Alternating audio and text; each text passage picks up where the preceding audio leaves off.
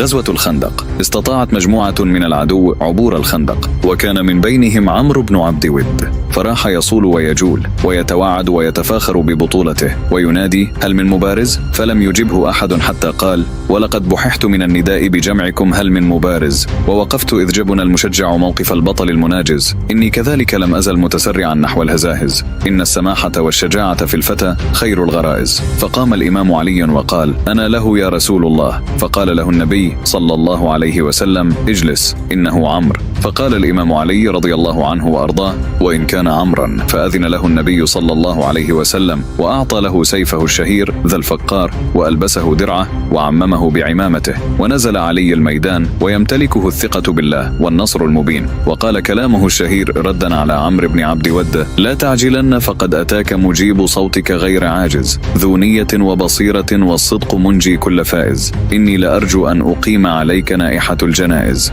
من ضربة نجلاء يبقى ذكرها عند الهزاهز. ثم خاطب ابن عبد ود بقوله: يا عمرو، إنك كنت تقول لا يدعوني أحد إلى واحدة من ثلاث إلا قبلتها. قال عمرو: أجل. فقال علي: فإني أدعوك أن تشهد أن لا إله إلا الله وأن محمدا رسول الله وتسلم لرب العالمين. فقال: يا ابن أخي أخر عني هذه. فقال له: أما أنها خير لك لو أخذتها. ثم قال علي: وأخرى ترجع إلى بلادك، فإن يكن محمدا صادقا كنت أسعد الناس به، وإن يكن كاذبا كان الذي تريد. قال: هذا ما لا تتحدث به نساء قريش أبدا. ثم قال علي: فالثالثة أدعوك إلى المبارزة. فقال عمرو: إن هذه الخصلة ما كنت أظن أن أحدا من العرب يرومني عليها. ولما يا ابن أخي؟ إني لا أكره أن أقتل الرجل الكريم مثلك. فرد عليا: لكني أحب أن أقتلك. فنزل عن فرسه فعقره، وسل سيفه كأنه شعلة نار. وأقبل عمرو مهاجما عليا فصده برباطة جأش، وأرداه قتيلا فكبر المسلمون. وحينما قتل علي عمرا أقبل نحو رسول الله صلى الله عليه وسلم